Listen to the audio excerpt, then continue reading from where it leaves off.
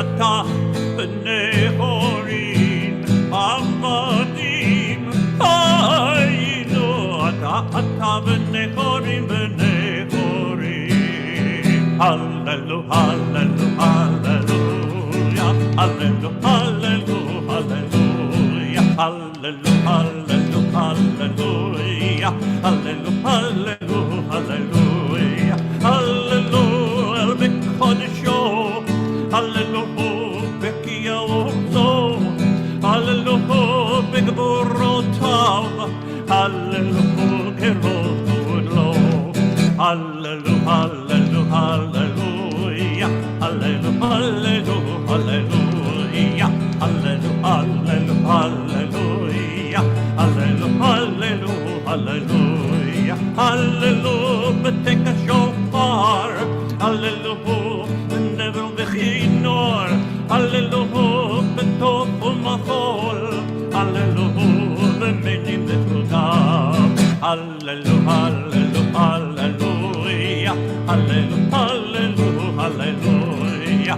הללו הללו הללויה הללו הללו הללויה הללו בצלצלי שמע הללו בצלצלי תרועה הללו בצלצלי שמע הללו בצלצלי תרועה הללו הללו הללויה הללו הללו הללויה הללו הללו הללויה הללו הללו הללויה כל השבת הללויה כל השבת הללויה הללויה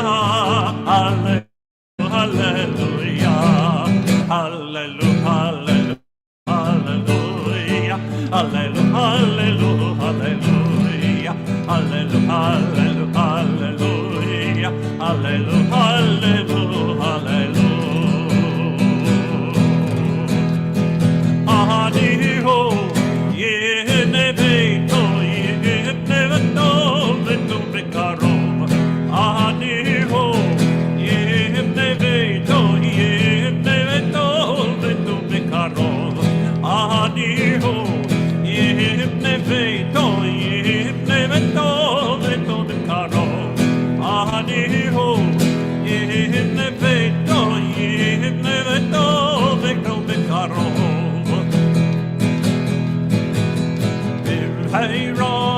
bimheirab yameinu bekarov bimheirab yameinu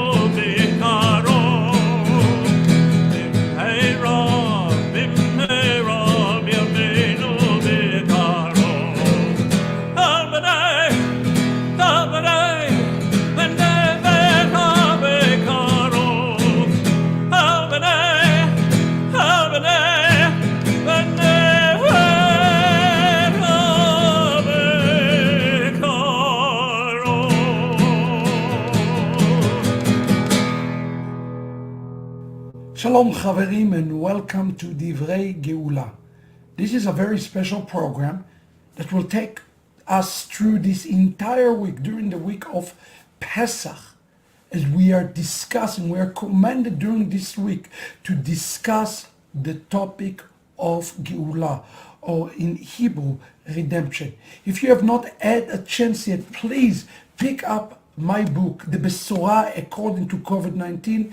It is available in English, Spanish, and Italian today. The entire book is filled with the topic of Geulah for the last days. Now this year we're going to do something different. Every evening at 7 p.m. you are going to hear from two speakers all over the world, different teachers, different languages, who come to give you word about the Geulah and the coming of the Messiah. If you are blessed by these programs, if you are truly feel that this is worthy of your support, please, especially during the Chag, consider supporting us here at Ahavat Ammi Ministries, and we continue to bring you quality programming every day, and especially now during the time of the Pesach. Before we start every evening, we are going to as we are commanded, we are going to count the Omer. Remember, we are counting 7 complete 49 days, which leads us to the 50th day, which is Shavuot, the giving of the Torah. Every day, a different word, a different attribute is what we're praying for. In the very first day, we pray for Chokhmah. In the second day, we pray for Binah, understanding. May God give us understanding in this second day. Let us say the prayer together. Baruch atah Adonai Eloheinu melech haolam asher kitshanu b'mitzvotav v'tzivanu al sfirat haomer. And let us say together, Amen. And now say with me, Ayom Shnei Yom LaOmer. Today is 2 days for the Omer. I hope today you will be blessed. We are going to have with us today both More Matan and Pastor Joseph John to kick out this amazing week that is ahead of ourselves. I hope you will be blessed. Again, we can't wait to have you with us every night, 7 p.m. Central. God bless you. Chag Sameach. And we will see you here every day as we talk about Geulah. Shalom, everybody. Shalom and Chag Sameach. I'm Pastor Matt McEwen, and I want to wish a blessed Passover season to you and to your family. It is my joy to be teaching at this time with a dear friend and a brother in Messiah, Pastor Joseph John. We'll go to him in a bit. This is such an important thing for us to understand, those of us that come from a church background. Passover is central to our faith and our story.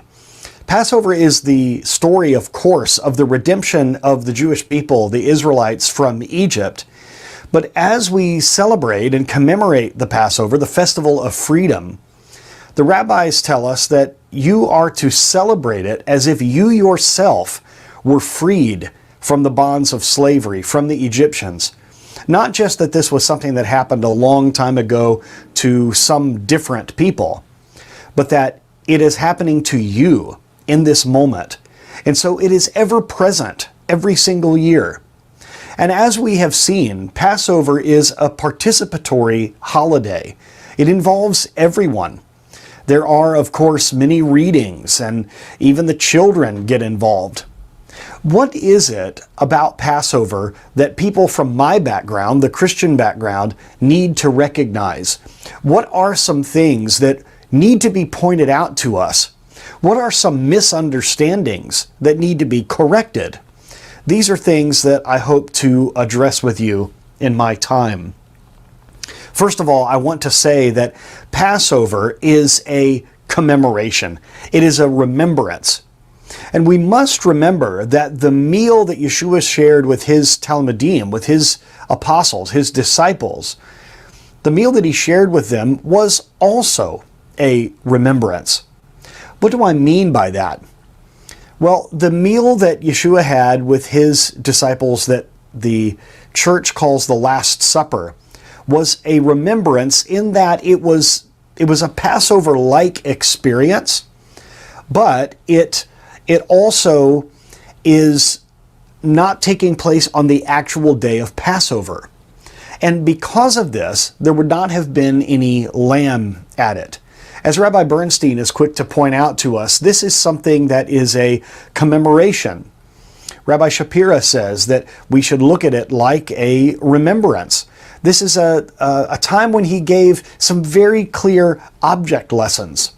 There are some scholars, Shulam for instance, that says, according as quoted in the Jewish New Testament commentary by David Stern, he thinks that this may have even been the completion of maybe a reading of a book of the Tanakh, or it may be a celebratory banquet at the completion of a mitzvah. This may be. We're not sure. But we think we are sure that it's not taking place on the actual night of Passover, although there are some Passover elements that take place in it. So why is it that people from a Christian background need to understand this? First of all, Yeshua dies on Passover. And so because he dies on Passover, this meal that precedes the Passover cannot be an actual Passover Seder. But it has that flavor to it. They are eating bread, they are drinking wine, they're dipping into something. There are many elements that take place in a Passover Seder that are going on at this time. Now, Christians have a way of looking at this as something new, that Yeshua was instituting something new, using the background of a Seder to springboard into something brand new. And I think this is a misunderstanding and a miscommunication when those of us that come from the church talk about this Last Supper as something new. And this is where we get the tradition of Holy Communion. We should really make sure to understand that Yeshua is not inventing something on the spot here. When he says, "This is my body and this is my blood," we would disagree with those of our friends from a Catholic background that would believe that this is actually the physical body and blood of the Messiah. This is a metaphor. This is something on a midrashic level. It's a teaching tool. It's not something actual, not something literal that is happening here. As he gathers with his Talmudim in this place, and there is a traditional spot in Jerusalem that we actually filmed for the Kosher Pastor and Uri programs with Rabbi Shapira. We filmed near this location that is known as the Upper Room. This is something that has been a part of Christian tradition for a long time, and you can actually go there and visit it. Now, we're not sure that this is the actual place where this meal happened, but it's a nice place to visit, and tradition is powerful, whether it's Jewish tradition or Christian tradition. And according to Christian tradition, this is the place where this meal took place. He gathered with his disciples, they shared a meal together, they were reclining at table. Very interesting things happened at that meal. Some very famous scriptures are quoted happen at that meal. For instance, "You know the place where I am going, and I'm going there to prepare a place for you," in response to Thomas. "You know the place where I am going." There are many, many things that we see within the Seder that we can glean these object lessons from. Now, as far as the Christian tradition of communion, when Yeshua does this in the context of something that seems very much like a Seder meal, of course, this is what Paul is referring to when he says, "Whenever you eat this bread and drink this cup, proclaim the Lord's death until he comes." Now, for me, for someone that grew up in the church, and I'm still a pastor at a Christian church, to me, this calls up memories of childhood of taking Holy Communion. And different churches have different traditions as to how often they do this. Some people take it monthly, some people do it weekly, some people once a quarter. But I think the actual original intent of this was during this Passover time was to remember the broken body and the poured out blood of the Messiah. He is like the broken matzah, as has been mentioned earlier and will be mentioned again in later teachings. He is the object lesson that we are learning about during this, what we call the Last Supper. So when we look at the tradition of Holy Communion, we can see that it comes from here, and we sometimes look at the scriptures that talk about breaking bread as echoes of this Last Supper experience. And so when we look at the Bible with a Christian lens, we can maybe see something that's not there. For instance, in the book of Acts, when it says that they're meeting with each other in each other's homes and they're breaking bread with one another, many of us can get the idea that they were participating in the Christian tradition of Holy Communion. But this is anachronistic. It just doesn't line up timeline-wise. Breaking bread is still a phrase that is used to this day that just means to share a meal with one another. So because of the Christian tradition and the love in the Christian church of the tradition of Holy Communion, we can sometimes see it in places where it's not actually taking place. So to reiterate, the Passover itself is a remembrance. It's a commemoration of the first Passover. And you're supposed to imagine that you yourself were freed from slavery. But this that Christians call the Last Supper is also a remembrance. It's something that's commemorating. It's something that has Passover elements to it, but it did not take place on the actual night of Passover. And because of that, as I've already mentioned, there's not lamb that is served. Now, something that needs to be pointed out, and that is until the temple was destroyed, people ate lamb during the Passover meal because it was the Paschal lamb. It was the Korban Pesach, the Passover offering that was given. Still today in Ashkenazi homes, you will not see lamb on the table because the tradition is, since the temple does not, we will not eat lamb. But in the Sephardic tradition, many homes will even say that it's almost like a requirement that you need to have lamb, as long as you are not acting like it is the Korban Pesach. And depending on where you fall in your particular opinion or tradition, you may have lamb, you may not have lamb. But they did not have lamb, at least the Korban Pesach, at this particular meal because it had not been offered yet. And we need to remember that the bread and the lamb was eaten together. The bread and the lamb was eaten together. So when Yeshua is saying, "This is my body," and referring to the bread, the remembrance that happened at Passover Seders until the temple was destroyed, when they were eating lamb, they would even make a deeper connection. It's not just that this bread represents the body because it is broken, but the lamb that is eaten with it represents Yeshua as well, because on a midrashic level, he is the Passover offering, if you will. He is the Passover lamb. As Paul says in the New Testament, since Yeshua, our Passover, has been sacrificed, let's get rid of the old yeast in our lives. So when he says, "This is my body," again, this is an object lesson. This is a metaphor. This is not something that is taken literally. There's something else that I'd like to bring up before we go to Pastor Joseph John about this particular meal, and that is that foot washing takes place.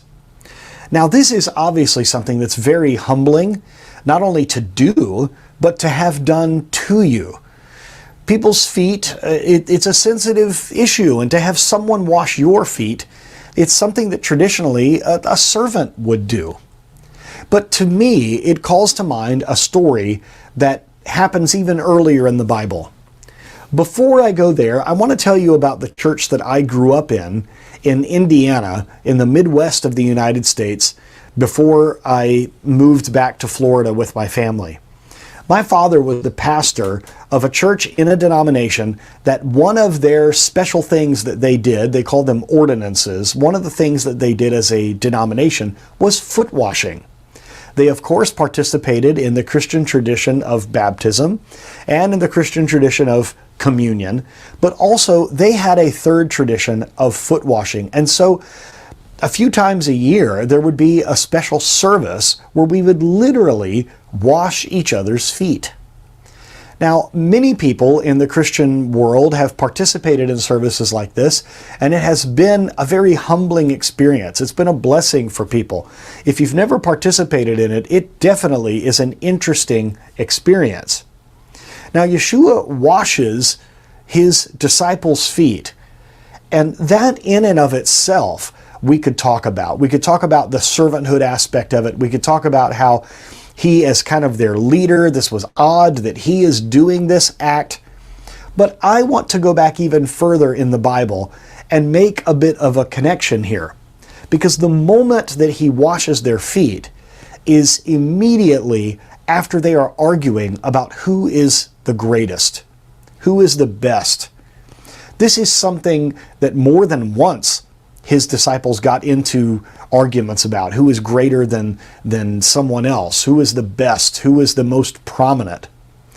It's interesting that it's at this moment that Yeshua begins to wrap a towel around his waist and wash the feet of his disciples. All the way back in the Torah, in the book of Genesis, Abraham is visited by these divine visitors, by three angelic visitors. Now, he doesn't know who they are at first. And the famous commentator Rashi brings up something very interesting about in, I believe it's chapter 18, verse 4, where Abraham offers to wash the feet of these visitors. He says, "Let a little water be brought and let's wash your feet." Now, this, of course, is a humbling thing, and yes, we could talk about it being an act of servanthood, but Rashi talks about it in a little bit of a different way. It has a different connotation for Rashi.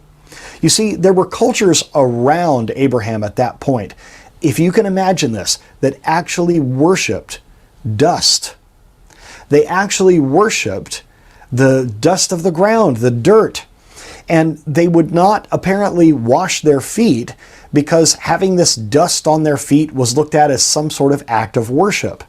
So Rashi says that Abraham washing the feet of these guests is actually a way that he is saying, let us wash off this paganism. Let's wash off this idolatry. I can't allow you to be a guest in my home if you are participating in this. And so let us wash this off. That is something that is amazing to me, because does that bear any connection? Does it have any significance at what Christians would call the Last Supper? Well, I'm not sure, but perhaps there is a connection that can be made that what you are doing right now as you are arguing is you are acting like godless pagans, and I'm going to wash this off of you. It's an interesting thought. It's an interesting question. Is there a connection here between Abraham and what Yeshua is doing? We do know this. Peter is resistant to it. Peter says, "You shall not wash my feet." But then Yeshua makes this interesting statement. Peter, if I don't wash your feet, then you will have no part with me. That is a shocking statement, a stunning statement. You will have no part with me unless you allow me to wash your feet. Peter, of course, then changes his tone and says, "Lord, then not only my feet, but wash my hands and my head as well." Yeshua then says, "He who has had a bath needs only to wash his feet, and he is completely clean." What Yeshua is saying here is unless we allow him to wash us, so to speak, then we cannot have a part with him. It's not just an act of servanthood.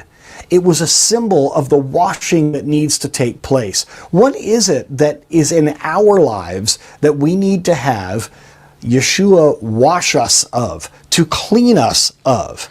What do we need washing for in our lives?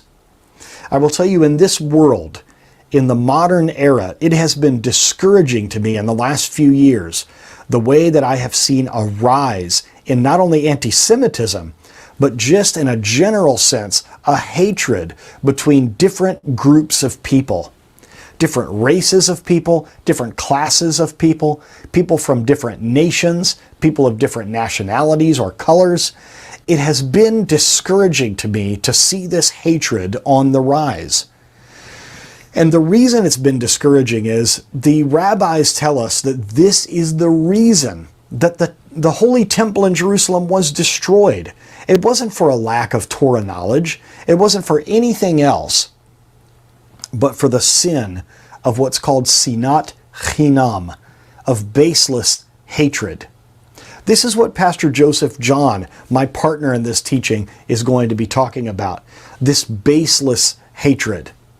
I would ask you, we have gone through the searching in our homes for the leaven, for the chametz. We have gone through the searching of our hearts, as Paul says, that if you are going to do this remembrance of the bread and the cup, what Christians call Holy Communion, if you're going to do this remembrance as a part of your Passover, then you need to take a self-examination. We need to get rid of the old yeast, get rid of the chametz in our lives. But I would say to you, examine your hearts and see specifically, is there any of this seed of baseless hatred in your heart? Is there any of this, even just a hint of baseless hatred, whether it's anti-Semitism or some sort of racism or anything like this, where you think you are somehow better or superior to anyone else? Is that going on within your heart? Because that, ladies and gentlemen, needs to be totally washed away. It needs to be washed away by Yeshua. We need to say to our Messiah, not only my feet, but wash my hands and my head as well. This is the type of spiritual cleansing that we need, especially in this world. As we prepare for the coming kingdom, we need to be in a constant state of awareness of where we are spiritually. Where is our relationship with the Lord? Are you allowing Him to wash your feet?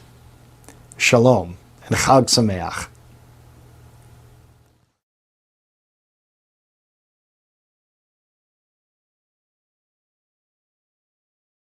Past few days, there have been reports of new variants of the COVID-19 virus in South Africa and the United Kingdom. Extra COVID restrictions come into force today. As ministers said, a new variant of coronavirus is out of control. The events in Washington have taken a violent and tumultuous turn in the past few hours.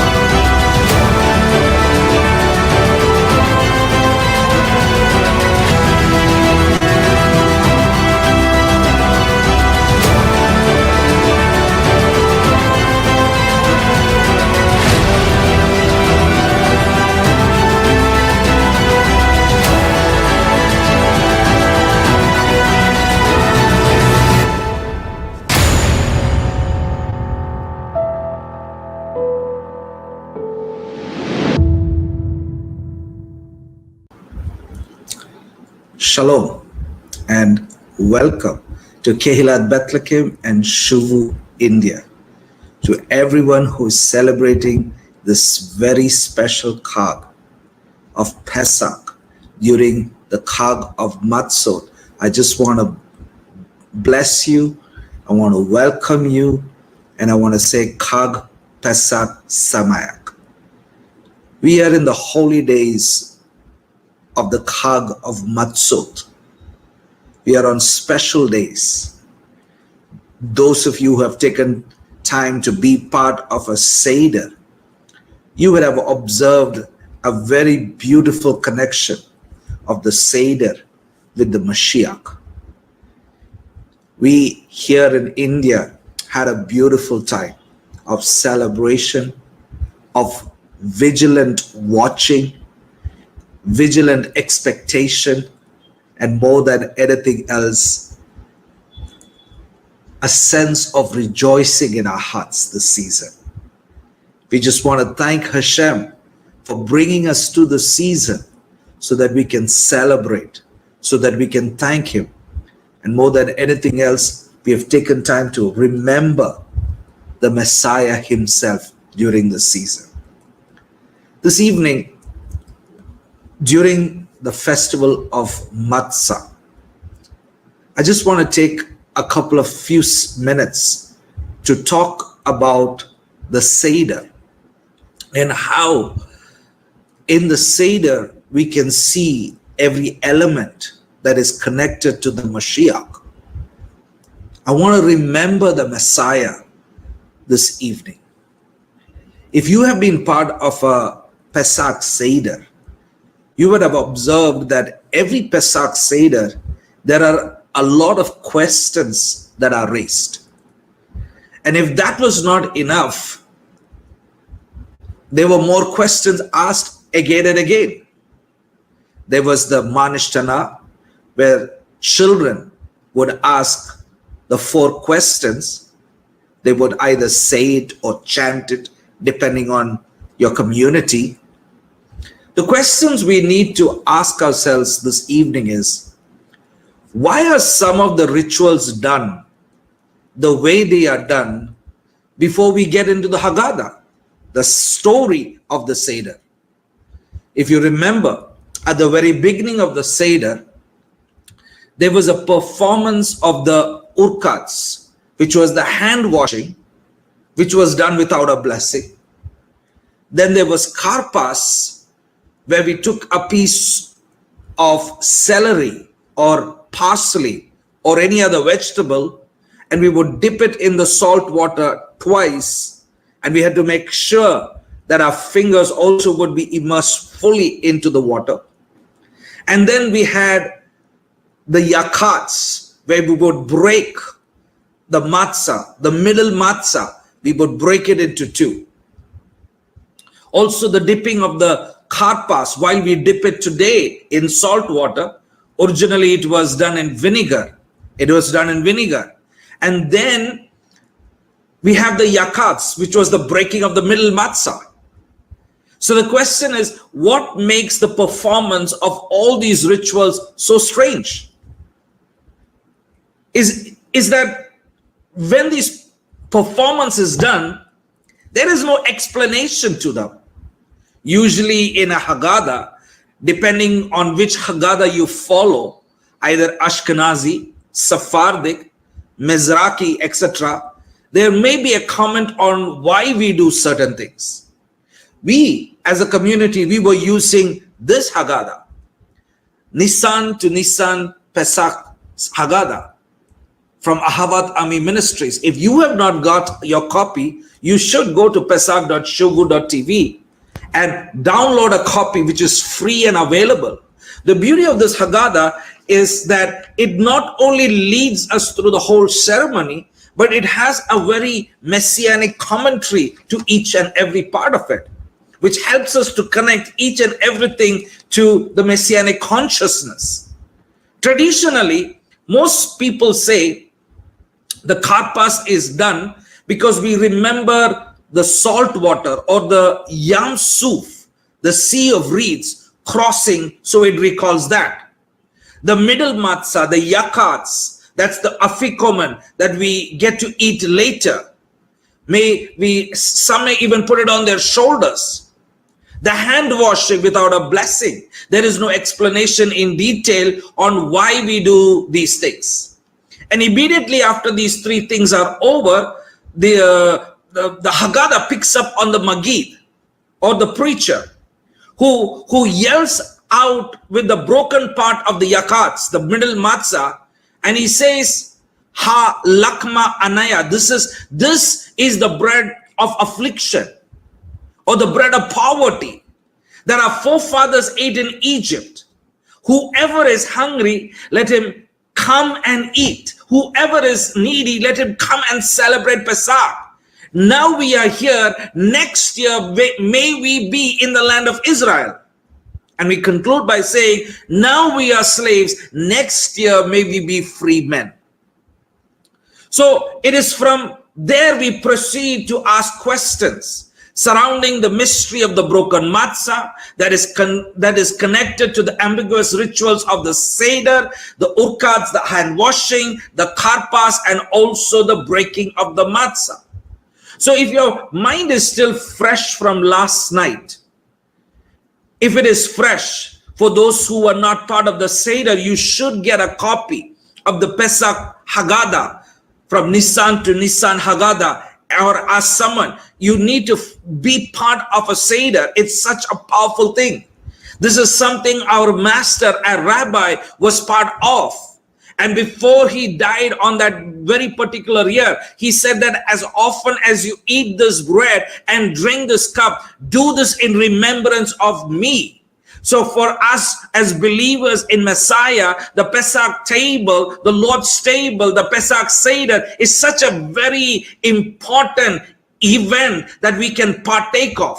It is something we experience, where we can experience the coming out of Egypt. And not only that, we can remember the great redemption that happened for us and the future redemption that is about to take place. So with all these questions, which we were talking about in the beginning, the question that needs to be asked this evening is, what is Pesach all about? What is the root of Pesach? Everything has a root, right? Especially when it comes to any festival. When it comes to Rosh Hashanah, when it comes to Yom Kippur, when it comes to Sukkot. What is the underlying meaning of that celebration, or that Chag, or that feast? In the same way, what is Pesach all about? According to a consensus taken of any Jewish person in the world that basically knows anything about Pesach, they will say, well, Pesach is about Geulah, redemption. It's about remembering the bondage from Egypt. Itziat Mitzrayim, the coming out of Egypt. So it's all about being saved from bondage. It's all about redemption. Those are the two main highlights that happens. So my question is, if that's the purpose, if Pesach is all about redemption, the question I would like to ask is, why is Israel still in exile today? If it's all about redemption, if it's all about Geulah, then why is Israel in exile today? Why is Israel still in exile? Every Pesach, millions of Jewish families gather around the Seder table to revisit the ancient story of redemption. Many believers of the body of Messiah also do remember the ancient story of redemption. It's the redemption from Egypt. After expounding the Haggadah, or maybe sleeping through the Haggadah, whatever the case might be, everyone jumps at the end and they either start to say or saying, Lashana Habaha Yerushalayim. Everyone starts saying, next year in Yerushalayim. Either you are happy because the Seder has ended, or you're really excited and you're looking forward to be in Yerushalayim. But nonetheless, the chant builds up some type of anticipation, of hoping that one day God will restore the Jewish people to their former glory. The question I would like to ask each of us this evening is, why the delay? Why the delay then? What is going on here with this delay? We all are happy when we sing a couple of songs, we maybe do a couple of dances depending on your communities, but why the delay? For the past 2,000 years, the Jewish people have been in exile. And Chazal tells us that the reason for the 2,000-year plus exile is because of sinat kinam, hate without a cause, baseless hatred. That is what brought the destruction of the temple, the second temple, and that's what scattered the Jewish people to the ends of the earth. It's sinat kinam, hate without a cause. And regardless of any preconceived notions that any rabbi even tries to teach, the current exile of the Jewish people they are in does not have an expiration date. It does not have any date when it will expire. If you go back to the Torah, especially in Pasha Behar, Bekukotai, and even if you go back to the book of Jeremiah, when the Jewish people were kicked out of the first exile with the first temple, it was decreed that they would have a 70-year exile in relation to the violation of the Shemitah laws. You can read that in Jeremiah chapter 29. For 70 years it was decreed. The Jews come back, but then they go to another exile. In this exile, there is no expiration date for that exile. And the Jews have been in exile ever since. So the preconceived notion is that if we do this mitzvah correct, or if we do that mitzvah correct, or if we put our focus over here, or if we do this, it will somehow expedite or speed up the redemption process. But friends, that's not what the Torah says. The Torah does not say if we do this way or practice it this mitzvah this way, if you light the candle in a certain angle or hang your mezuzah with screws instead of the tree and tape, it is going to speed up the coming of Mashiach. It doesn't say that. In his Shemirat HaLashon, guarding the tongue, by the Chofetz Chaim, he explains that just as sinat kinam, hate without a cause, is what brought the destruction of the second temple, he says that it is sinat kinam, it is the baseless hatred that prevents the temple from being rebuilt and keeps Israel in exile. In other words, what the Chofetz Chaim is saying is that the reason why God has not restored the Jewish people from exile and rebuild what we look for, the third temple, is because of baseless hatred. Which means when the question is asked today, who destroyed the temple? Who is responsible for the temple's destruction and the exile of the Jewish people? Every Jew has to look into the mirror and say, I destroyed the Beit HaMikdash temple. I destroyed the temple. I did it. That might sound strange, because how can the Jewish people who live in the 21st century part of the world and say that he or she destroyed the temple that was once in existence 2,000 plus years ago? They were not there. They weren't born in this century and time. How can they say that they destroyed the temple? Sinat kinam, hate without a cause, is what keeps the temple from being rebuilt. Therefore, if a Jew's action and lifestyle is not geared towards living a life of redemption, living a life of holiness, which is way of redemption and rebuilding the temple, then their actions and lifestyles are actually what basically keeps the Jewish people in exile and the temple to be destroyed. Because if you lived a life that was worthy of redemption, redemption would happen. But if you do not live a life that is worthy of redemption, redemption would not happen. So it is with this that every Jew must look in the mirror and acknowledge that because of sinat kinam, hate without a cause, the temple lies waste. The Jewish people stagger in exile. And so the Chofetz Chaim explained that as long as there is hate without a cause that resides in the heart of the Jewish people, there will be no expiration date for the current exile. That's pretty scary. because there is no promise of a glorious ending. In other words, time has come after the destruction of the temple when the Romans destroyed it. The time where the Romans were the agents of God. Just like God used the Babylonians during the first temple, after the temple was destroyed, the Jews were scattered. Then there were the pogroms, then there came the Inquisitions, then there came the Holocaust. Then you have anti-Semitism. And if anyone remembers anything, anti-Semitism comes into the world because the Jewish people block the Shekinah through their sins.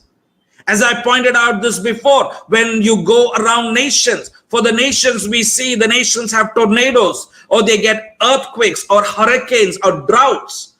You don't get that in Israel. You know what we get in Israel? Gentiles. Gentiles are natural disasters in Israel, terrorists. That's what's called anti-Semitism.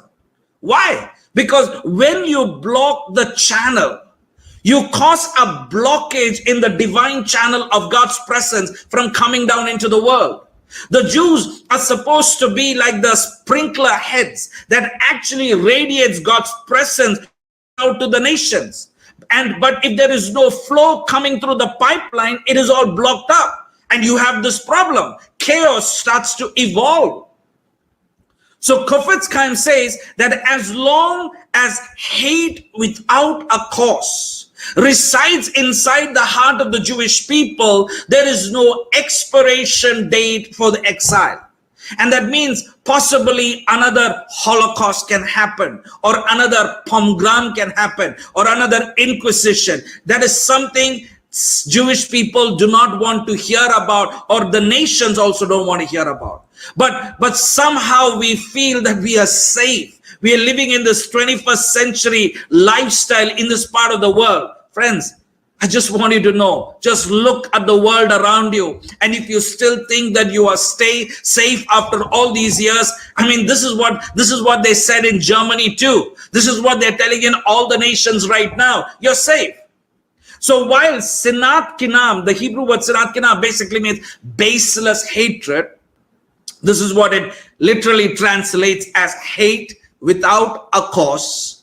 According to the rabbinical understanding, or the rabbi's understanding, the underlying cause of Sinat Kinam is actually directed against the leaders of Israel. Let us look into some of the few scriptural reference. A couple from the Brit Kadashah, from the New Covenant or the Apostolic writings. John 15:25. John 15:25, Yeshua says, this is to fulfill the words of the Tanakh, that they hated me with the baseless hate. Sinat Kinam. Yeshua is basically alluding to the book of Psalms, where David himself in two places. Number one, in Psalms 69 verse 5 and verse 4 in the English. Psalm 69 verse 5 verse 4 in the English, he says, more abundant than the hairs of my head are those who hate me. Sinat Kinai, hate without a cause. And then 35:19, Psalms 35:19. In Psalms 35:19, David HaMelech says, see, my enemies have become many, and they hate me with violent animosity. Sinat Kinai, hate without a cause. I want you to understand what David HaMelech is saying. David is not talking about Gentiles in this passage. He's talking about fellow Jews who hated him without a cause. His own son dethroned him. Shaul HaMelech tried to kill him. David was a wanted man by his own Jewish family. The leader, the king of Israel, had baseless hate displayed against him. When Yeshua said the words, they hated me without a cause, he's talking about the Jewish leaders and other Jewish people who despised him as a leader. So this teaches us that the root of Sinat Kinam, hate without a cause, is hate against the leaders of Israel. According to Chazal, this is what caused the destruction of the temple. And the Chofetz Chaim explains that hate without a cause, Sinat Kinam, is what keeps the Jews in exile. So with this in mind, why during the Seder when recalling the redemption from Mitzrayim, from Egypt, we are not prompting our hearts to search for redemption from the current exile, which is the cause of Sinat Kinam. In other words, how can everyone say or sing Lashana Habaha Yerushalayim next year in Jerusalem, but fail to remove any Sinat Kinam, fail to remove baseless hatred in our own hearts? It's chutzpah, it's guts. We say next year we're going to be in Jerusalem, but yet I have a residual kametz within me. I have leaven within me. What, are you crazy? You cannot go before the king when you have filth and dirt within you. It doesn't work that way. Some people say, but I don't have anything. I've searched out the leaven. You know, the amazing part about Pesach is that many people go crazy and wild about cleaning up the physical comments from their homes. There's nothing wrong with that. You should do that. But friends, the focus of Pesach is not about just cleaning the physical comments. It's about the spiritual comments that lives within us. The offenses that we keep towards one another. Offenses that we keep towards leadership at times. The bitterness that we keep towards one another. The bitterness that we have towards our own self. The jealousies, the envies, the comparisons, the rejection, the abandonment, and the types of things we get involved with, occult. The scripture says rebellion is like witchcraft. If you have been rebelling against the ways of God, if you have been rebelling against your local community or the local leadership, it's occult. And many people, especially after the virus has come out, many people are living in fear. Many people look at the government as their Mashiach. Many people look maybe as maybe a vaccine as the Mashiach. People are keeping their hope, their faith on everything else. Everybody is scared. I'm scared to meet one another. I'm scared to talk to one another. I don't want anybody to come into my life. I'm living a life of fear. I'm living a life of assumptions. I'm living a life of idolatry. I'm living a life of fornication. I'm living a life of adultery. I'm living a life of doubt. I'm living a life of fear. I mean, in my thoughts, in my feelings, in my words, in my actions. Many are very careful of what goes into their mouth. But how many of us are very careful what comes out of our mouth? Friends, you can't go before the king when you have so much of comments, so much of filth, so much of dirt within you. It doesn't work that way. Yes, we come together. We celebrate the redemption of Pesach. But is that actually why we do Pesach? No.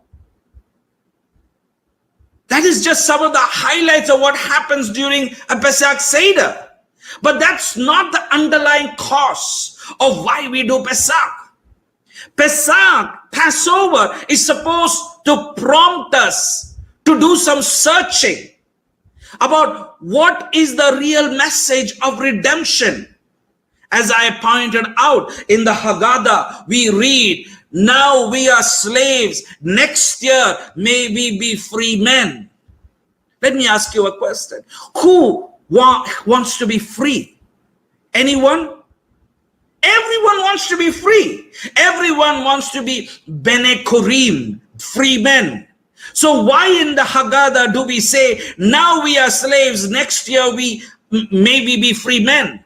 The Haggadah is acknowledging that until the inner kametz, until the inner leaven. What is the inner kametz? The inner kametz is bitterness. The inner kametz is pride. The inner kametz is ego. Until that inner kametz, which is related to the etz hadas, is extracted from our souls, We are not truly free men at all. We are still slaves. Many of us in the Messianic community, many of times in a Messianic community, we sing songs like Anima Ami Be'emuna Shelama. I believe in the coming of Mashiach. I believe in Messiah. I want Messiah to come. Messiah, Messiah, Messiah. But the question is, friends, do we really want Messiah now? Then what are we doing to bring Mashiach? We say that we want Messiah to come, but many of times we have hidden secret sins. We have commands, we have bitterness, we have ego, we have pride, we have jealousy, we have envy, and we have a great problem with fear. We have unbelief, we have doubt, we don't want to acknowledge it. We just think it's between me and God. Friends, what are you doing to bring Mashiach? What did you do yesterday? The day before? What are you going to do tomorrow and the day after tomorrow that might bring the Mashiach? Let me ask the Gufa Mashiach. What are we doing? We sing about it, but we don't do anything about it. We claim to be quote unquote believers. We say that we are believers in Messiah because of his death and resurrection. We say that we have been free. But friends, if you have bitterness to one another, if you're not able to look at your fellow brother, no matter what he or she believes or does, if you're not able to look at that person with a clean heart and a clean eye, you're not free at all. Many of times we have this habit in the body of Messiah. Someone who does not agree with me, let me not talk to them. Let me just ignore them. Let me not communicate with them. Let me not get into any kind of argument. Let me just tell my people to be away. I don't want to discuss because it's against my philosophy of life. I don't have a heart to search out the scriptures. I don't want to believe everything anybody says. I just want to do whatever I want to do. 2 Peter chapter 3 verses 11 and 12, if you've taken time to read, it says that since all of these things are to be destroyed in this way, Peter is telling what kind of people should you be. Peter is saying, live your lives in holiness. Live your lives in godliness. How are we going to live our lives in holiness? Holiness basically means being set apart. How am I going to be set apart? Set apart is not according to the way I think, according to the way I believe, according to the way I do, according to my actions and words. I'm not set apart because I feel this is what set apart means. Set apart is all there according to the scriptures. I have a set apart God, so I need to live according to his standards. To know what his standards are, I need to know what the scriptures are saying. That's why we need to get back to the Torah and understand what the scriptures are saying and talking about. Peter says that if you want to hasten the coming of the Lord, you need to live lives of holiness and godliness in these last days.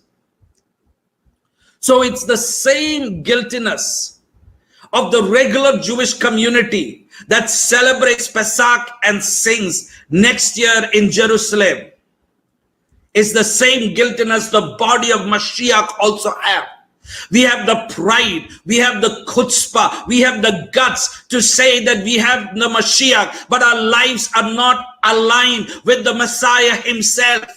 We have nothing to do with Messiah. How do I know it? Our actions prove it. Our words prove it. What we do in secret proves it. What we do to one another proves it. Our lifestyles prove it. We are guilty. We are guilty. We have murdered our own brother. We have murdered our own sister. We have murdered our own community. But yet we call ourselves, we have the guts to call ourselves, we are the people of God. We are the body of Messiah without even understanding the inner command still remains.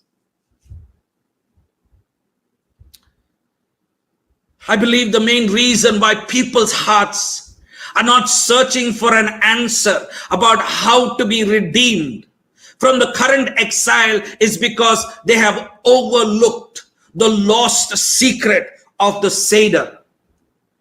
Everyone puts an emphasis on Yetziat Mitzrayim, coming out of Egypt, the bondages and hardships of Egypt, but nobody actually focuses on how Israel ended up in Egypt. That's why I must ask this evening, what is the root of Pesach? Everything must have roots. What is the root of Pesach? In other words, is the highlight of the Seder all about the bondage of Egypt. You know, my uncle, one time, he worked hard in Goshen as a farmer. And he worked like 14 hours a day. Okay. What does that have to do with the Seder? Is it about the miraculous deliverances? Or you know, the Torah says God showed up. He was a fire, pillar of fire by night and cloud by day. The sea split open. Wow. There were miracles, great miracles. It's like Deepavali in this part of the world, or 4th of July in the Western world. Everybody looks at this beauty of crackers and lightings, and you say, ooh, all that kind of stuff. That's not what the Seder is all about, my friends. But that's the primary focus of the Pesach season. So we have to ask the question, what is the root of Pesach? Now, I just mentioned here in the beginning that at the beginning of the Seder, we begin it with the mysterious performance of urkats washing hands without a blessing, of karpas dipping a vegetable, what's supposed to be salt water, when it was once vinegar, twice. The yakats, we break the middle matzah and later becomes the afikomen for the dessert. And the question is, why are hands washed without a blessing?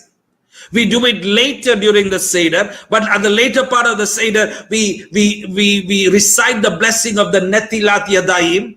But in the beginning, there is nothing. We just wash our hands, we dip some parsley, we break some bread, and we continue the saying that this is the bread of affliction. What's going on here?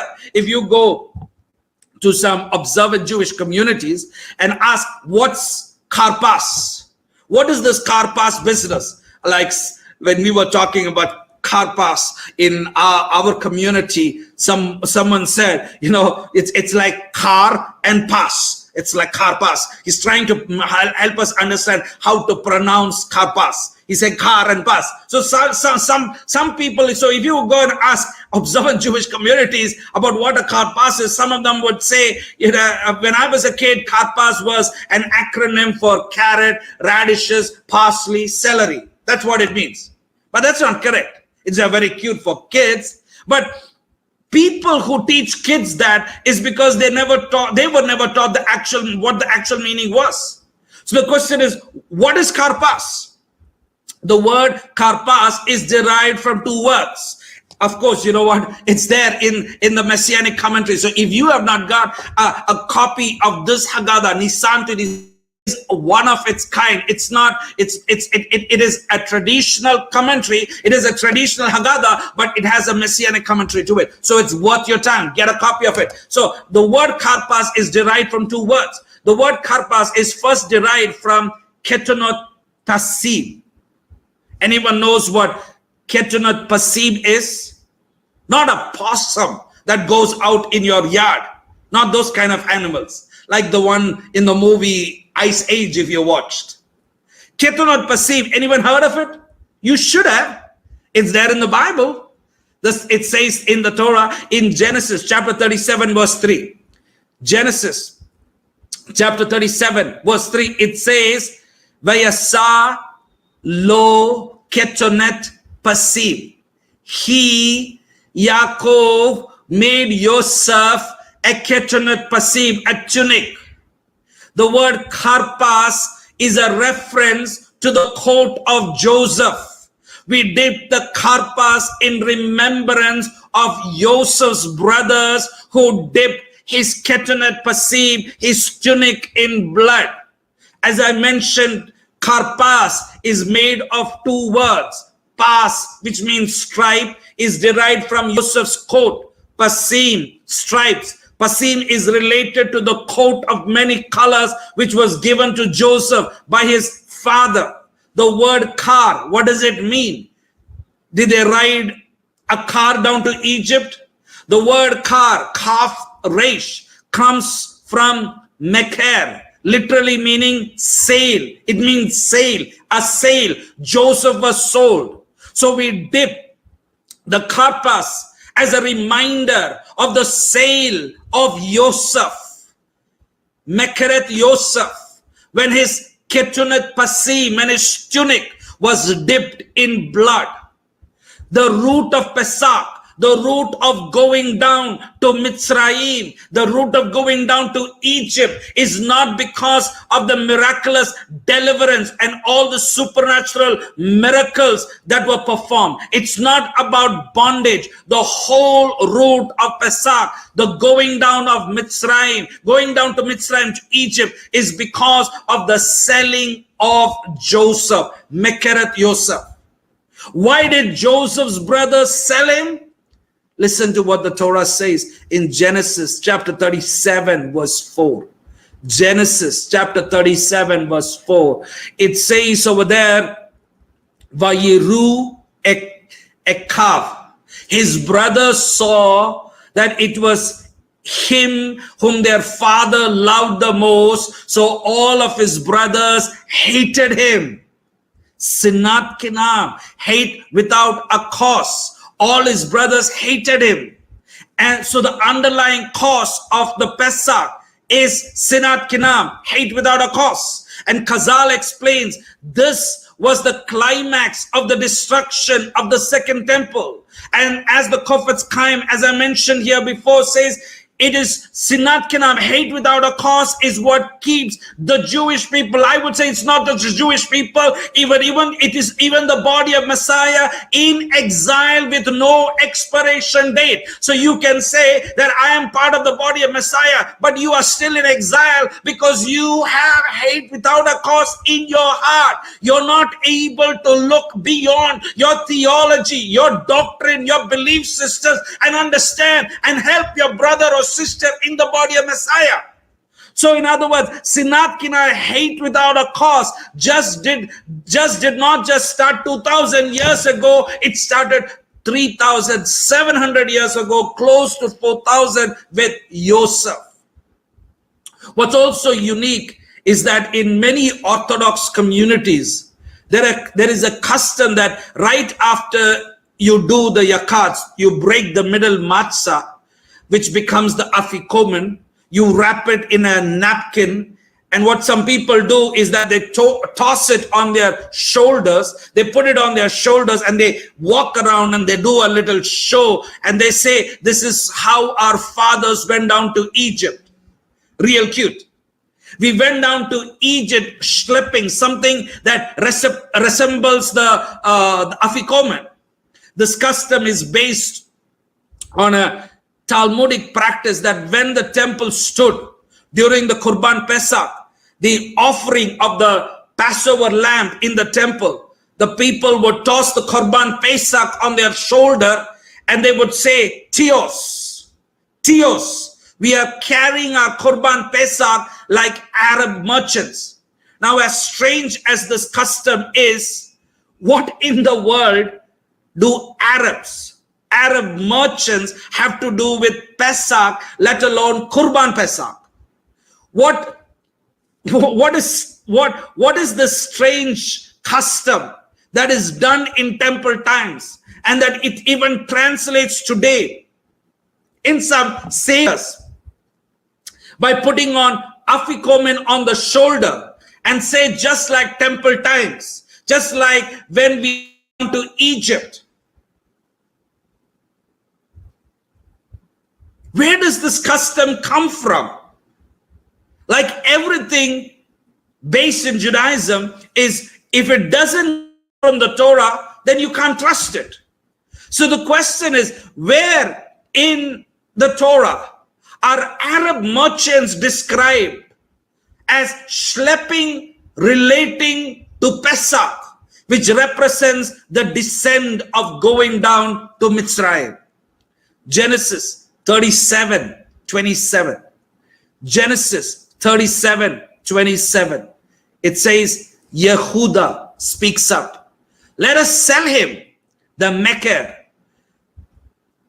Yosef, sell him to the Ishmaelites, the Arabs. He's our brother of our own flesh.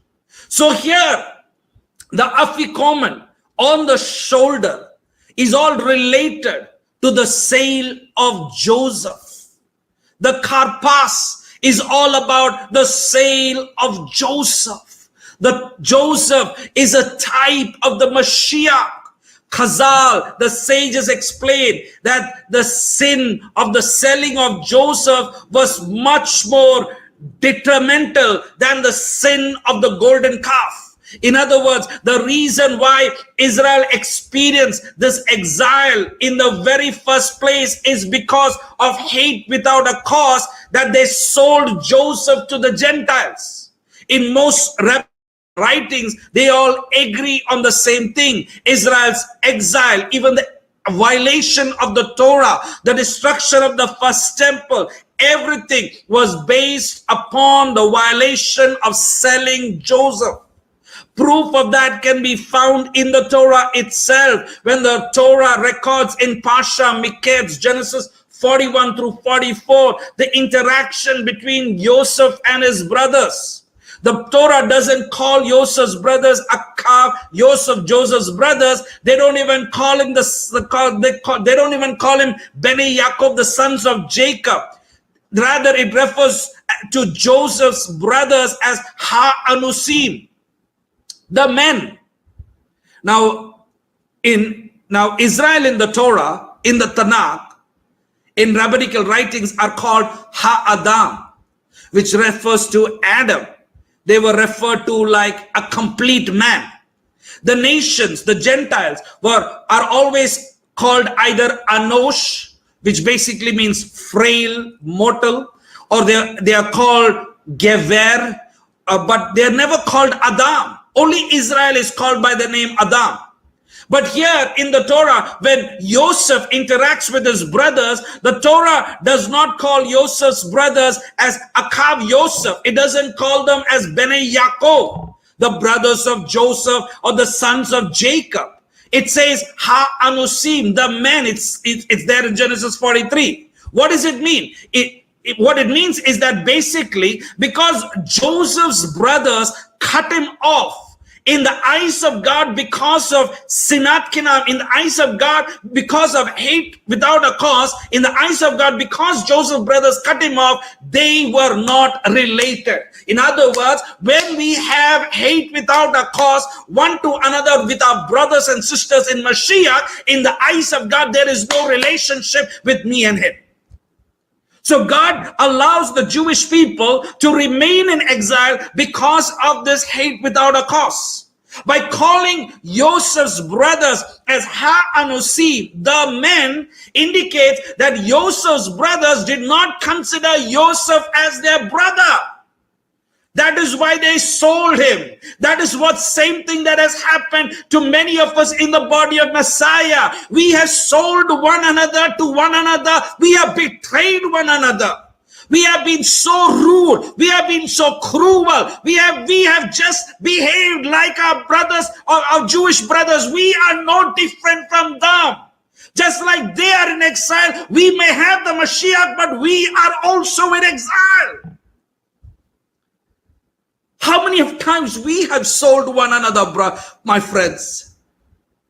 It is no coincidence that 2,000 years ago, at the climax, at the apex of Jewish prophecy during the Second Temple, that the sages explained that the destruction of the temple and the exile of the Jewish people is because of hate without a cause, Sinat Kinam. It basically maximized itself 2,000 years ago, and this hate without a cause, which started with Joseph himself in the book of Genesis. Many years ago, in a Parsha class, there was a rabbi expounding from the Torah portion, Parsha Vayeshev, which is basically Genesis 37 to 40, the same Torah portion where Joseph was sold. He was speaking, and as he was, all of a sudden he asked a rhetorical question to everyone. He asked, why after the destruction of the second temple, why after thousands of years of exile are the Jews blamed as Christ? Why are the Jewish people labeled as Christ killers? Why does the Jewish people experience blood libels? And the rabbi said, Mida keneged Mida. We committed blood libel against Joseph when we sold him to the Gentiles. So measure for measure, we are also treated blood libel. I like the way King Solomon says in Ecclesiastes chapter 1 verse 9. Ecclesiastes chapter 1 verse 9, he says, Ve'ein kol kadash takat hashamesh. Nothing is new under the sun. Friends, when we commit the same kind of behavior like our Jewish brothers have done according to the scriptures, we are committing the same crime as they have done. The same kind of exile they go through, we go through. It's just that we have the name that we are believers in the Messiah, but we are still in exile. The yakats that is broken at the beginning of the Seder is a reference to the betrayal of Joseph, who is broken because of hate without a cause, because of sinat kina. In the Haggadah, it's sinat kina. That's what it was. The yakas is broken. That is the yakas that is broken at the beginning of the Seder is a reference to the betrayal of Joseph. We call the matzah, the lechem onim, the bread of poverty, the bread of affliction. In the Haggadah, which is most preserved mostly in Aramaic, the word lakma, lakma ania. Lakma is Aramaic for bread. And there lakma has an aleph at the end, and the aleph basically represents God himself. It represents the divine quality of wisdom. So what the Haggadah teaches is that by partaking of the yakats, that is this broken middle matzah, we are somehow being able to be filled with wisdom, which represents the Shekinah, the feminine aspect of God, the Ruach HaKodesh. You know, there is this reference and allusion to this in Job chapter 33, verse 33. Job 33, verse 33. It says over there, Im ayin ata shamali hakaresh va'alefka chokma. Pay heed to me, hold your peace, and I will teach you wisdom. The word aleph there means to teach. It represents aleph. It represents divine wisdom. What does teaching and learning wisdom have to do with suffering, affliction, and poverty? By quoting Job. Job is an individual who was afflicted by God. When a person is afflicted, their afflictions, they are able to identify with others who suffer. When a person is afflicted, they are able to teach you things to help you endure hardships. Listen to what it says in the Brit Chadashah, Hebrews chapter 2, verse 18. Hebrews 2:18, it says, because Mashiach himself has endured being tested in the sufferings of his soul, he is able to come to the aid of those who are being tested.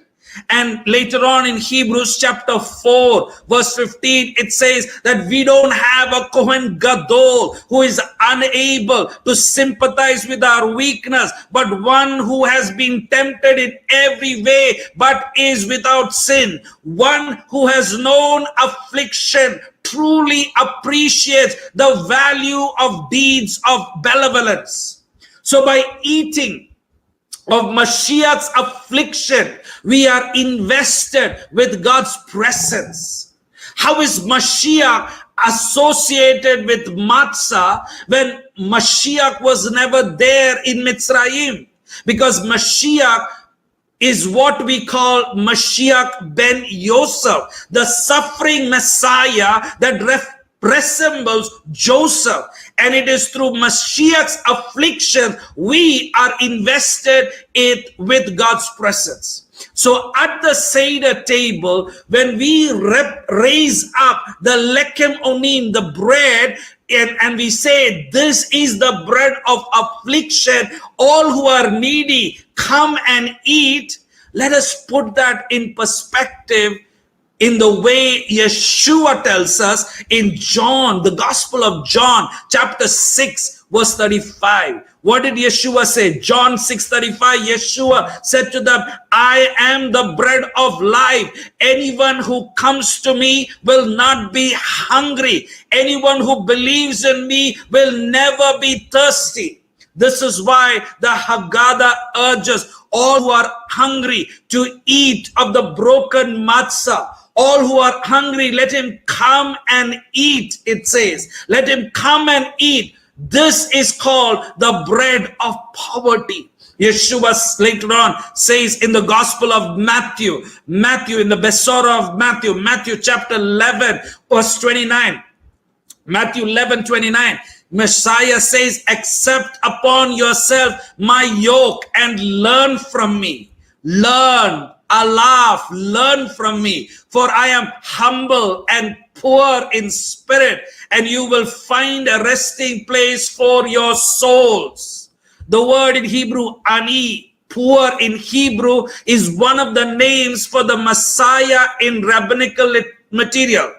The word poor, ani in Hebrew, is one of the names of Messiah in rabbinical material. It is based out of the passage where we see in Zechariah chapter 9, verse 9, where Zechariah himself records. Zechariah chapter 9, verse 9, he says, rejoice greatly, O daughter of Zion, O daughter of Jerusalem, behold, your king comes to you, righteous, having salvation. And then it goes on to say, who ani, and who is poor, riding on a kamor, a donkey, even on a colt, the fowl of a donkey. The Midrash comes along upon this passage in Zechariah and asks the question, why is the Messiah called poor?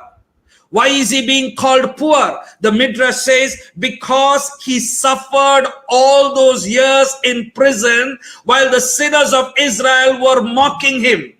Based on what the Midrash is saying, the poor one is understood to suffer on account of those who rebelled against God. The reference to prison is the reference to Joseph, who is despised and mocked by his brothers and was thrown into a prison in Mitzrayim, not because of anything he did, but because of God's divine providence. So since Joseph is viewed as a messianic figure, his faith points to the faith of Mashiach. In Ecclesiastes chapter 4, verse 13 and 14, Solomon is the one who writes this book. Solomon writes a lot of times allegorically. He just did it for the book of Song of Songs. Same thing with Kohelet or Ecclesiastes. It's a lot of allegory. There in Ecclesiastes 4:13, Solomon says, a poor and a wise youth who comes out of prison to be king. This is a reference to Joseph, who was a youth, who was sold to prison and came out as a wise king. The sages come along and say, understand that referred to Joseph, but the remes, the clue, it refers to Mashiach, who is going to be someone who is going to appear to be deprived of his dignity. Why? Because he is going to be considered as a prisoner in Judaism. Let me ask you, what do you think the Jewish people view Yeshua as? They view him as a criminal who is sitting in Gehenna, hell at this point, suffering. That's how lots of Jews view the Mashiach. Some people would say, I was taught that he is at the right hand of the Father. You got to understand the paradox of understanding Mashiach. In the Jewish world, he must be viewed as a fugitive, as a criminal, because if he does not become like that, then he could not do mission.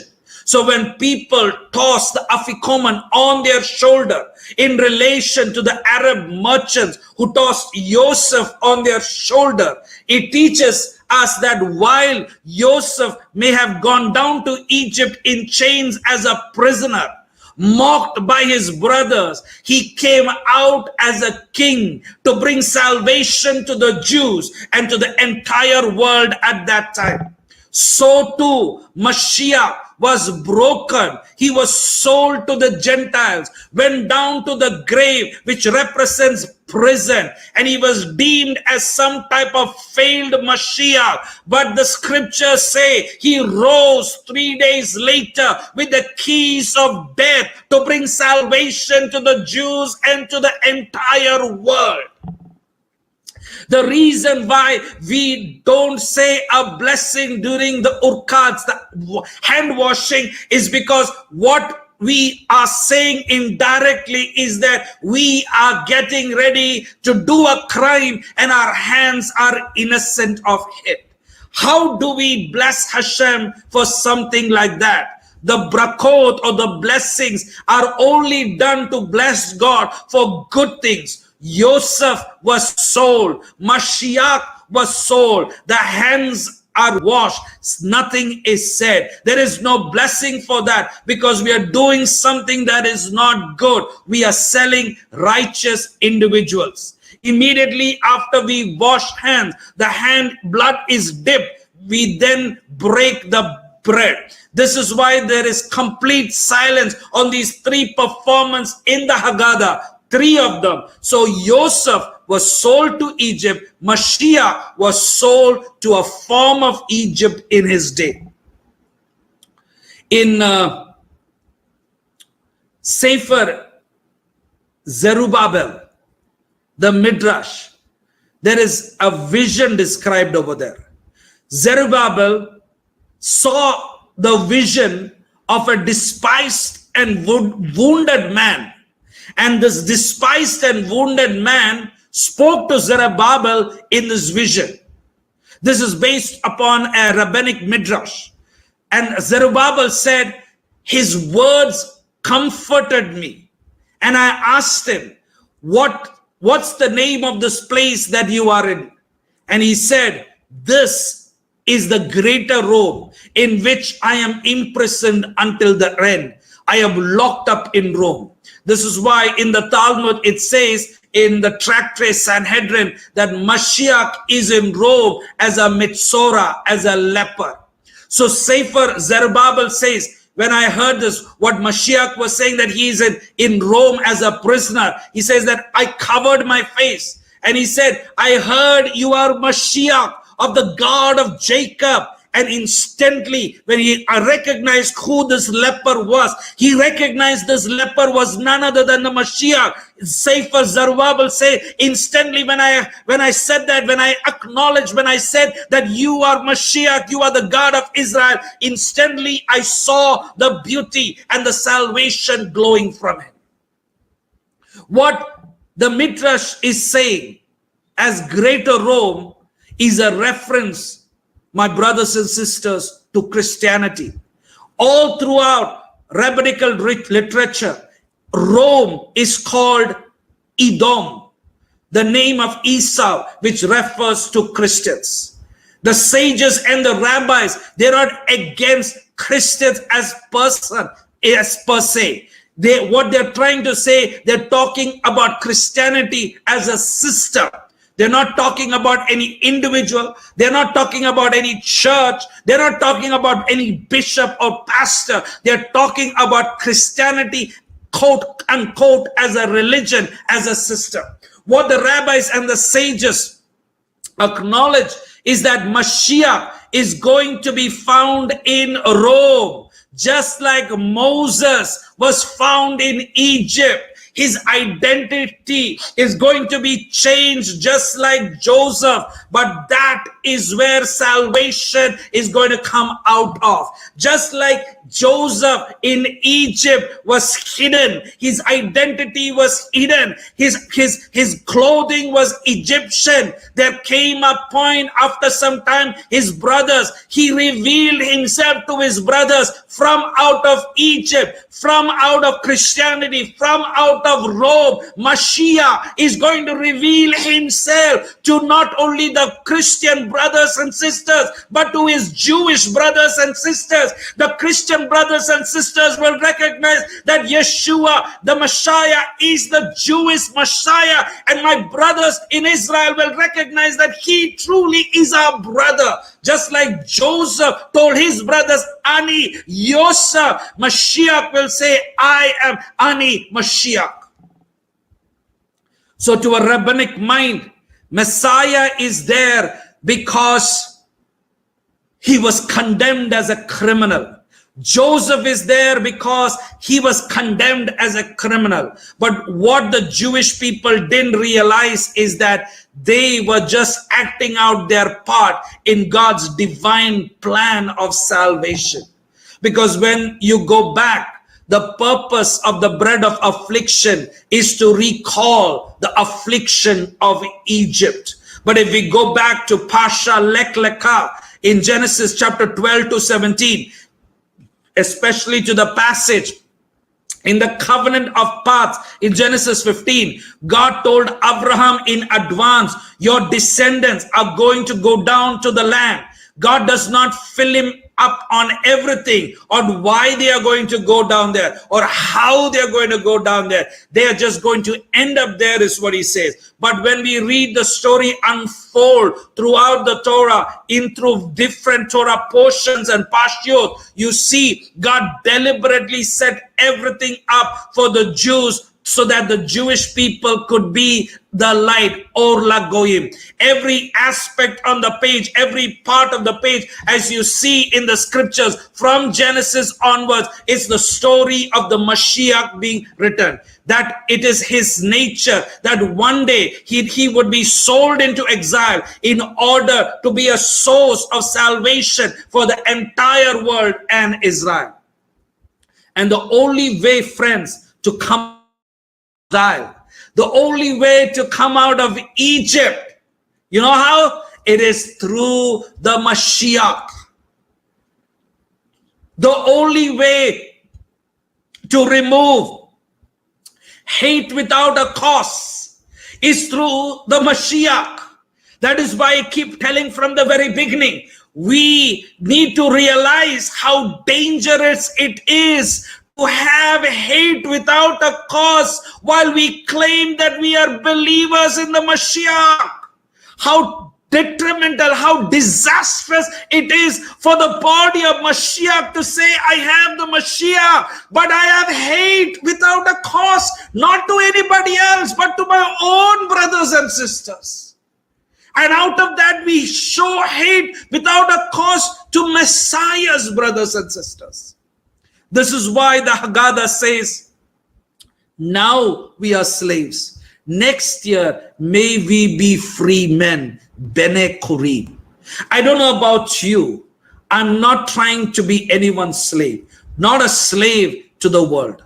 So friends, I mentioned earlier that a lot of people who sit in the Seder table like to sing or like to say, Lashana Habaha Yerushalayim, next year in Jerusalem. They like to sing the song or do a little dance, but nobody is doing anything to bring Jerusalem. Nobody is doing anything to get to Jerusalem.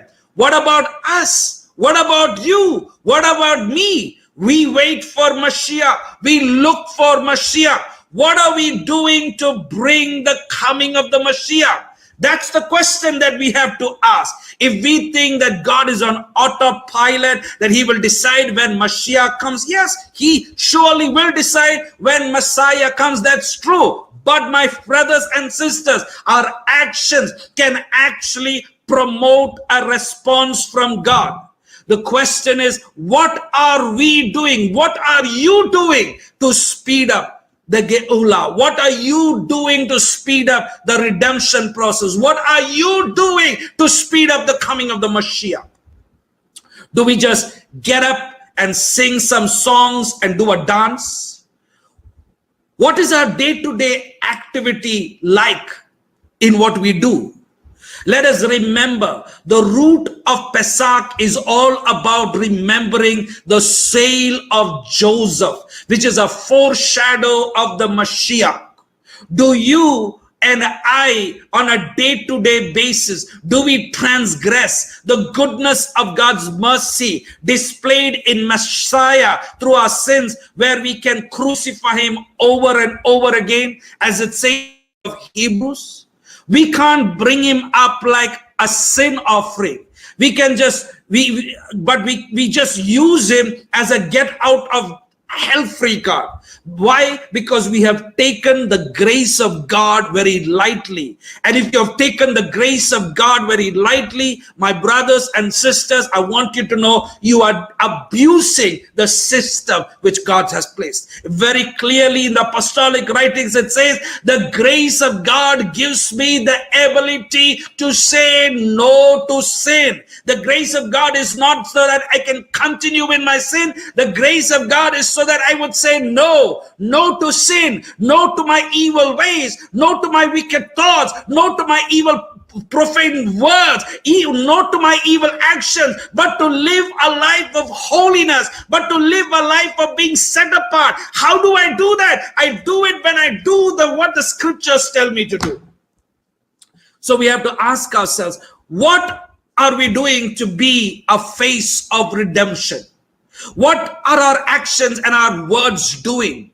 Do we still speak like a slave, act like a slave, and think like a slave? Remember, Joseph was sold because of baseless hate. Whenever you go the opposite of what Messiah has called you to do, you are in a way, directly or indirectly, almost selling the into prison. You're basically saying that I want to be a person in bondage. Who wants to be in bondage? Not me.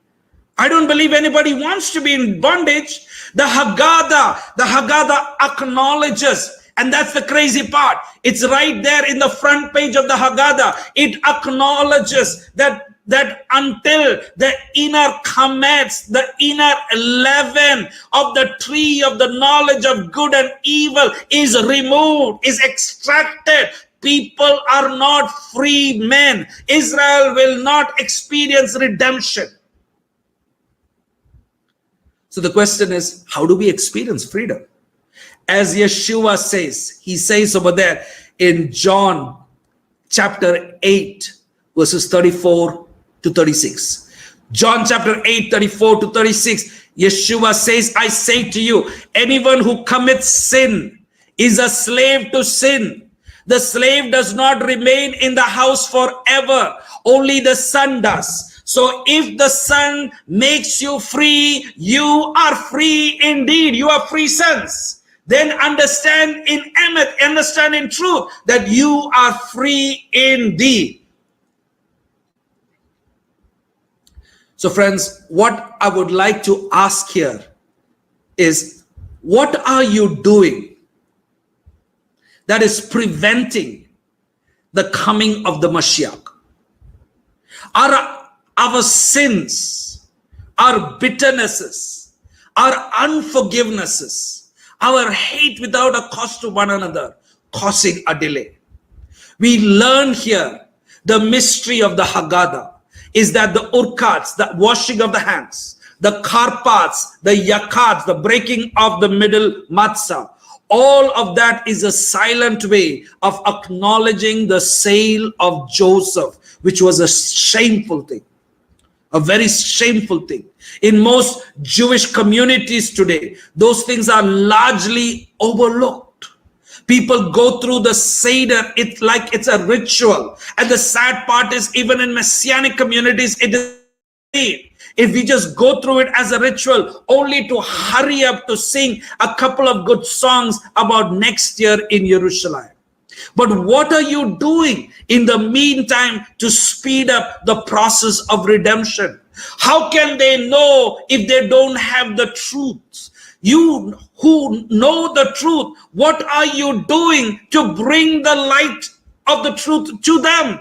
If you do not have the light within you, you have the light, but you are still in bondage, then the world is not getting any better. That's the problem even today. Friends, remember, Mashiach is about recognizing the lost secret of the Seder. Remembering Mashiach is about recognizing the lost secret of the Seder. When we do the Seder, Mashiach is there all over. All you need is spiritual cognition to open your spiritual eyes. There is another aspect of what the Mashiach is called. There is another word in Hebrew called Miskale. Miskin is another synonym for poor. And it is found in the book of Ecclesiastes chapter 9, verse 14 and 15. Where Solomon says in Ecclesiastes chapter 9, verse 14 and 15, Solomon wrote, there was a little city with few men in it, and a great king came against it, besieged it, built great snares around it. Verse 15 says, now there was found a miskin, a poor wise man. He by his wisdom delivered the city, yet no one remembered that miskin, that poor wise man. Just like no one remembers Joseph, whose wisdom saved the Jews. Just like a lot of people don't even know Mashiach, who saved the world. The poor wise man, the miskin, who came as oni, as afflicted and as poor. Friends, yours and my actions are what will remember Mashiach. We, you and I, are the faces of Messiah. We are the body of Messiah. Our actions demonstrate whether we want to see redemption in the world or whether we want to see more prolonged suffering in exile. So this Pesach, remember the root of Pesach. The root of Pesach is not about miracles. Praise God, that's nice. It's nothing for God to work a miracle. Or remember the bondage and harsh life. That's also nice. But friends, the underlying cause of Pesach is remembering the sale of Joseph. We remember the sale of Mashiach 2,000 years ago. So friends, we have reason to rejoice because that sale came to bring life. If very clearly he says, he that has him has life. If you have him, you have life eternal. The thief comes to steal, kill, and plunder, but the master said that I have come to give life. We have every reason to rejoice. Friends, if you have life, it's time to give up baseless hatred. It's time to show that life through love and harmony to one another, especially to the body of Messiah. But yet, Mashiach may be found as a prisoner in Jewish thought, in the Christian realm. But that is where salvation is going to come from for the Jewish people, and that is where it is going to come from.